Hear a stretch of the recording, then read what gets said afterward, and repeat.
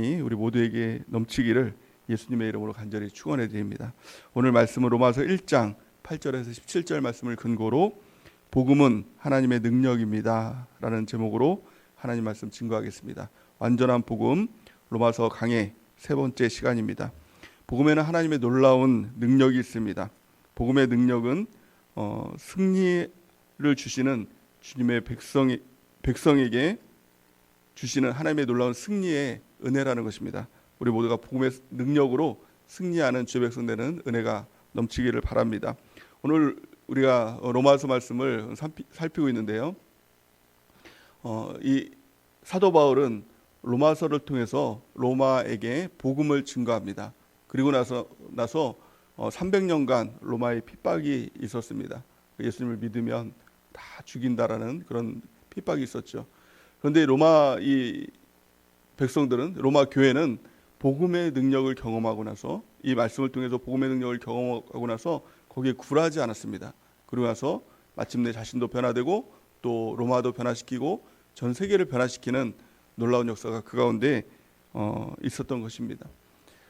로마 교회를 핍박할 때 그들이 들어갔던 곳이, 숨어서 피했던 것이 바로 이 지하 묘지였습니다. 그래서 카타콤이라고 하지요. 이 카타콤에서 자녀를 낳고 손자를 낳고 300년간 거기서 살았던 것이 바로 이 카타콤의 이 역사입니다. 카타콤 옆에는 원형 경기장이 있었습니다. 5만 명이 들어갈 수 있는 원형 경기장이 있었는데요. 로마 황제가 그리스도인들을 잡아다가 중앙에 세우고 또 굶주린 사자를 거기다 몰아서 그들을 죽였습니다. 근데 그들을 죽이기 전에 그 옆에 황금마차를 항상 두었다고 합니다. 그래서 기독교인들에게 너가 만약에 예수님이 주인이 아니라 로마 황제가 주인이다, 그 한마디만 하면 황금마차에 태워서 너는 죽지 않게 될 것이다. 영원히 이 로마의 보호 가운데 잘 먹고 잘 살게 될 것이다 라고 그를 회유했다고 합니다. 그런데요, 300년간 한 명도 그 황금마차를 탄 사람이 없었다고 합니다. 그리고 마침내 300년이 지나고 이 기독교가 이제 정교화가 되면서 복음이 증거되는 하나님의 역사가 나타나게 되지요. 이게 복음의 능력인 것입니다. 그들이 왜 핍박을 받았을까요? 두 가지 이유 때문에 핍박을 받았습니다. 첫 번째는 그 당시 때는 황제가 주인이다, 주님이라고 얘기하면 로마 황제를 뜻했습니다. 그런데 이 로마 교회 사람들은 주님하면 황제를 주님이라고 부르는 것이 아니라 예수님을 주인이라고 부르는 것입니다. 또 자기들만 이 주님이라고 인정하는 것이 아니라 그 복음을 또 전하는 것입니다. 다른 사람들도 예수님이 주인이시다라는 그 복음을 전하기 시작했다는 것입니다. 그러니까 로마에서는 이 반란 행위로 규정을 하고 그들을 잡아다가 죽이는 그런 일들을 행했다고 합니다. 하지만 복음이 그 가운데 들어갔더니 다른 어떤 것도 주인이라고 여길 수가 없는 것입니다. 오직 예수님만 주인이시라고 믿고 또 자기만 할 뿐만이 아니라 다른 사람에게 전하는 복음의 능력 가운데 살게 되었다는 것입니다. 복음이 무엇입니까? 예수님만이 주인입니다. 예수님이 복음이지요. 그 예수님을 내 안에 주인으로 모셔드리고 그 주님께 순종하면서 살아가는 것, 이것이 복음의 능력의 삶이고, 또 뿐만이 아니라 그 복음을 나만 하는 것이 아니라 다른 사람들을 변화시키는, 다른 사람들에게 전하는, 이것이 바로 복음의 능력인 것입니다. 복음은 생명입니다. 생명은 변화시키지요. 우리 가운데 생명이 있을 때 우리를 자라나게 만들고 우리를 변화시키는 그 능력이 있다는 것입니다. 작은 식물에게도, 작은 동물에게도 이 생명이 있으니 자라나는 그런 일들이 일어나게 되지 않습니까? 복음이 우리 가운데 들어왔다면 그 복음이 정말 살아서 움직여서 우리를 변화시키는 하나님의 능력이 있다는 것입니다. 또 복음을 증거할 때 반드시 그것은 그냥 한마디 말인 것 같지만 사실 말이 아니라 그것은 생명을 우리가 전하는 것입니다.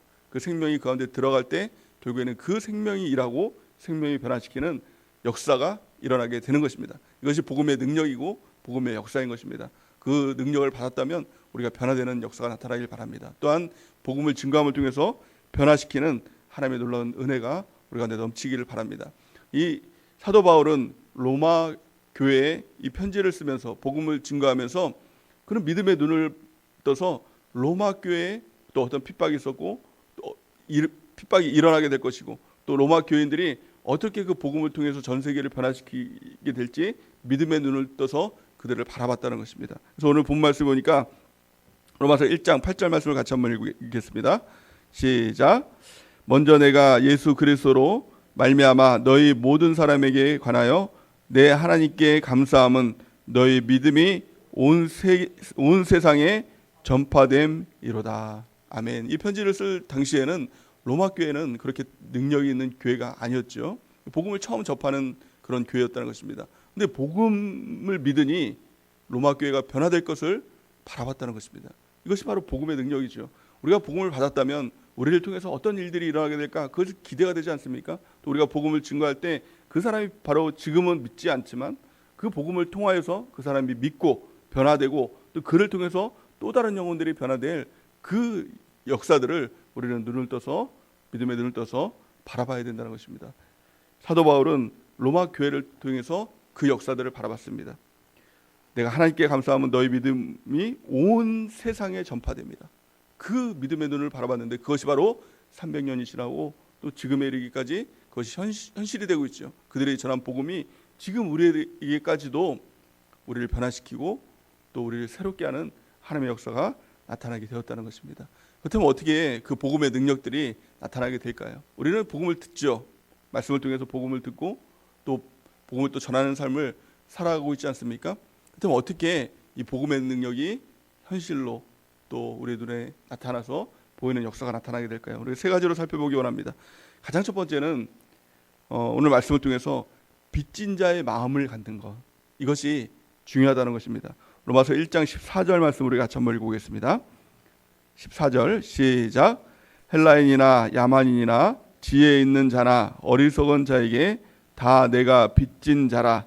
그러므로 나는 할 수 있는 대로 로마에 있는 너희에게도 복음 전하기를 원하노라. 아멘. 우리가 복음을 받을 때 하나님께서 우리 가운데 거저 주셨습니다. 은혜로 주셨습니다. 이거 갚아라. 그리고 준 것은 아닙니다. 그럼에도 불구하고 그 복음이 너무나도 크기에 너무나도 귀하기에 빚진 자의 마음을 갖는 것입니다. 이것은 예수님께서 비유로 말씀하신 1만 달란트 빚진 자의 이 비유와 같은 것입니다. 1만 달란트라는 것은 우리나라 돈으로 보면 이 1달란트가 한 6억 정도의 가치가 있다고 하지요. 1만 달란트를 우리나라 돈으로 환산해 보니까 6조 가량의 돈입니다. 그래서 이게 갚을 수 없는 이 빚 아닙니까? 근데 이 왕이 이 사람이 갚을 수 없으니까 불쌍해서 그것을 탕감해 준 것입니다. 그는 탕감을 받았습니다. 이제 빚이 없어졌습니다. 그럼에도 불구하고 빚은 없어졌지만 그 마음 가운데 남은 것이 무엇입니까? 빚진 자의 마음이지요. 이 놀라운 이 갚을 수 없는 이 돈을 탕감해 줬는데 이 빚진 마음으로 살아야지. 나도 남을 용서해 줘야지. 나도 남의 빚, 다른 나에게 빚진 사람의 빚을 탕감해 줘야지. 이게 바로 빚진 자의 마음 아닙니까? 근데 이 1만 달란트 빚을 탕감받은 이 관원은요, 그 빚진 자의 마음이 없었습니다. 이 친구가 자기한테 300데나리온, 100데나리온이죠. 성경에 보니까 100데나리온 되는 이 빚을 졌다고 합니다. 100데나리온의 이 돈은 1데나리온이 그 일용직 1일 품삯이라고 하죠. 그러니까 지금으로 보면 뭐 작게 잡아서 한 10만 원이라고 하면 뭐 한 1,000만 원 정도의 빚을 진 겁니다. 근데 그걸 용서를 못 하죠. 멱살을 잡고 너 언제 갚을래? 그러니까 갚을 능력이 없으니까 옥에다가 쳐넣죠. 그러니까 왕이 그를 불러다가 나는 너 1만 달란트 6조나 빚을 탕감해 줬는데 넌 다른 사람의 빚을 탕감해 주지 못하니? 너에게 왜 빚진 자의 마음이 없니? 라고 하면서 너도 내 빚을 갚을 때까지 감옥에 들어가 있어라. 이렇게 이야기를 했다고 하죠. 그것은 바로 우리를 보고 하는 말입니다. 우리는 예수님의 십자가를 통해서 많은 빚을 탕감받았죠. 이게 바로 복음이죠. 복음이에요. 우리의 죄값을 정말 지옥에 가서 내가 죽어도 갚을 수 없는 이 우리의 빚을 예수님의 십자가의 그 은혜를 통해서 우리가 다 탕감을 받은 것입니다. 속죄의 은혜로 탕감을 받은 것입니다. 근데 다른 사람을 향해서 우리가 멱살 잡고 있다면 또 그 복음을 전하지 않고 있다면 우리는 빚진 자의 마음이 없는 것이죠. 우리가 빚진 자의 마음을 갖는 은혜가 있길 바랍니다. 사도 바울에게는 이 빚진 자의 마음이 있었다는 것입니다. 나에게 그 놀라운 은혜를 주신 것. 그래서 그는 그 빚진 자의 마음으로 다른 사람에게 복음을 증거했다는 것입니다. 복음을 증거한 것은 우리가 적선하는 것이 아닙니다. 너도 예수님 믿고 구원 받아봐라. 이게 아니라 빚진 자의 마음, 그 마음으로 복음을 증거할 때 복음의 능력이 우리 가운데 나타나게 된다는 것입니다. 고린도전서 9장 16절 말씀을 우리 같이 한번 읽어보겠습니다. 시작. 내가 복음을 전할지라도 자랑할 것이 없음은 내가 부득불 할 일임이라. 만일 복음을 전하지 아니하면 내게 화가 있을 것이로다. 아멘. 이것이 바로 사도 바울의 마음이었고요. 이 마음으로 복음을 증거할 때 복음의 놀라운 역사들이 우리 가운데 나타나게 되는 것입니다. 우리 가운데 빚진 마음이 있습니까? 빚진 자의 마음. 나도 누군가로부터 그 값없이 그 은혜를 입었다. 그 은혜는요, 육조라고 얘기하지만 사실 육조보다 더 큰 것 아닙니까? 내 영혼이 지옥에서 천국으로 옮겨졌는데요, 그 은혜를 통해서 우리가 그 은혜를 입었다면 또 누군가에게 복음을 증거하는 것입니다. 사도 바울의 말처럼 내가 복음을 전할지라도 자랑할 것이 없음은 내가 부득불 할 일을 한 것뿐이다. 이것이 바로 빚진 자의 마음인 줄 믿습니다. 우리가 빚진 자의 마음을 통해서 복음을 증거하고 또 복음을 나타낼 때 그 복음의 역사들, 복음의 능력이 우리 가운데 나타나게 될 줄을 믿습니다. 두 번째는 그 복음을 부끄러워하지 않는 것입니다. 우리 16절 말씀을 같이 한번 읽어보겠습니다. 시작. 내가 복음을 부끄러워하지 아니하노니 이 복음은 모든 믿는 자에게 구원을 주시는 하나님의 능력이 됨이라. 먼저는 유대인에게요 그리고 헬라인에게로다. 아멘. 복음을 부끄러워하지 않는 것입니다. 복음을 부끄러워하지 않는다는 것은 복음을 말하는 것이죠. 시인하는 것이죠. 사실 나에게 정말 중요한 일이 생겼어요. 아주 정말 복된 일이 생겼어요. 아주 기쁜 일이 생겼어요. 그러면 그거 말하지 않을 사람이 있나요? 정말 입이 근질근질해서 말을 하고 다니겠죠. 마찬가지로 그 복음이 정말 기쁜 소식이라면, 나에게 실질적으로 일어나는 일들이라면 그것은 부끄러워할 일이 수가 없겠죠. 말을 할 수밖에 없겠죠. 그것을 바로 말하는 것, 부끄러워하지 않는 것, 그것을 시인이라고 얘기를 하는데요. 요한일서 4장 15절 말씀을 같이 한번 읽어보겠습니다. 시작.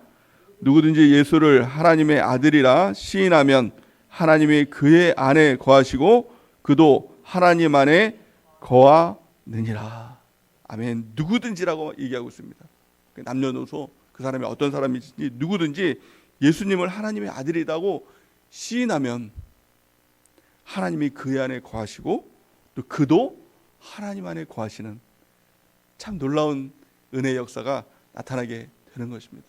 우리 주님 안에 거하는 것이 우리의 소원이잖아요. 또 하나님이 내 안에 거하시는 것, 이것이 우리의 소원 아닙니까? 그건 너무나 간단합니다. 우리가 시인하는 것입니다. 예수님이 그리스도이십니다. 예수님이 하나님의 아들이십니다. 예수님을 통해서 우리가 구원을 받습니다. 예수님을 통해서 우리가 천국에 갑니다. 이것을 시인하는 것입니다. 시인한다는 것은 누군가의 대상이 있는 것이죠. 그 시인한다는 것이 뭐예요? 그것이 전도죠. 복음 증거죠. 누구에게인가 예수님에 대해서 증거할 때, 복음을 증거할 때 우리 하나님이 누구든지 하나님이 내 안에 거하시고 우리가 하나님 안에 거하는 놀라운 은혜, 복음의 역사가 나타나게 되는 것입니다. 그렇다면 반대로 시인하지 않으면 어떻게 될까요? 그 복음을 부끄러워하면 어떻게 될까요? 다른 사람들 앞에서 복음을 증거하지 않으면 어떻게 될까요? 마태복음 10장 32절 또 33절까지 우리 같이 한번 읽어보겠습니다. 시작. 누구든지 사람 앞에서 나를 시인하면 나도 하늘에 계신 내 아버지 앞에서 그를 시인할 것이요 누구든지 사람 앞에서 나를 부인하면 나도 하늘에 계신 내 아버지 앞에서 그를 부인하리라. 아멘. 가장 중요한 것은 마지막 때지요. 마지막 때 천국문 앞에서 우리 주님께서 우리를 보면서 심판하시는 그 날이 있다는 것입니다. 근데 그걸 뭘로 심판하느냐? 너가 이 땅 위에서 예수님을 부끄러워하면, 시인하면 예수님에 대해서 이야기를 하면 예수님도 천사들과 또 하나님 앞에서 이 사람은 내가 아는 사람입니다. 천국으로 들어가게 되는 것이고, 또 33절 보니까 누구든지 사람 앞에서 나를 부인하면 하늘에 계신 내 아버지 앞에서 나도 그를 부인하리라. 나는 저 사람 모릅니다 라고 하면 어때요? 바로 지옥행이죠. 그러니까 천국과 지옥이 어디에 있습니까? 우리가 누군가 앞에서 예수님을 시인하느냐 부인하느냐, 이걸 통해서 예수님도 우리를 시인하느냐 부인하느냐 이렇게 하신다는 것입니다. 그리고 복음 증거하는 것이 얼마나 중요합니까? 다른 사람들 앞에서 예수님을 증거하는 것, 이걸 통해서 천국과 지옥이 갈라지게 된다고 성경은 말씀하고 있는 것입니다. 또 세 번째 복음의 능력이 나타나는 것, 이것은 우리의 시선입니다.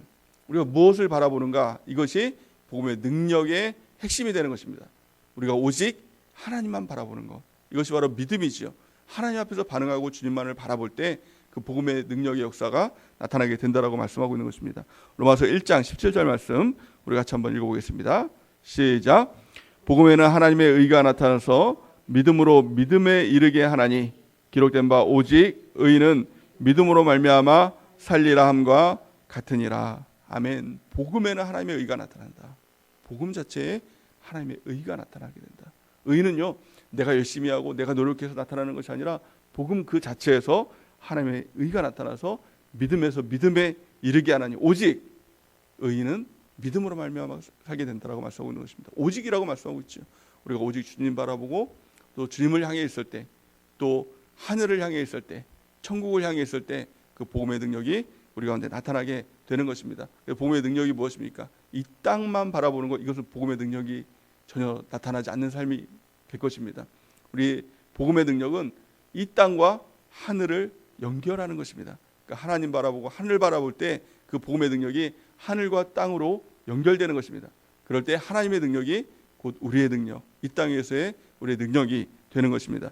마태복음 18장 18절 우리 같이 한번 읽어보겠습니다. 시작.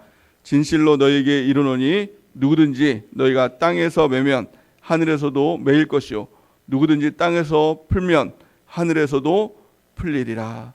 아멘. 우리가 예수님 믿는다는 것은 하늘과 땅이 연결되는 삶, 땅에서 풀면 하늘에서도 풀리고 또 땅에서 매면 하늘에서도 매이는 그런 역사가 바로 복음의 역사인 것입니다. 그래서 상황과 환경 바라보면 복음의 역사가 나타나지 않습니다. 사람만 바라보고 있다면 복음의 역사는 나타나지 않습니다. 그 가운데 역사하시는 하나님 바라보는 것, 하나님을 의지하는 것, 상황과 형편이 어떻더라고 하더라도 그 사람이 어떻게 나에게 반응한다 할지라도 나는 하나님 바라보고 하늘의 상급 바라보고 나아갈 때 그 복음의 역사가 우리 가운데 나타나게 되는 것입니다.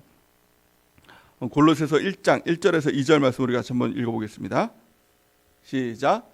그러므로 너희가 그리스도와 함께 다시 살리심을 받았으면 위의 것을 찾으라. 거기에는 그리스도께서 하나님 우편에 앉아 계시느니라.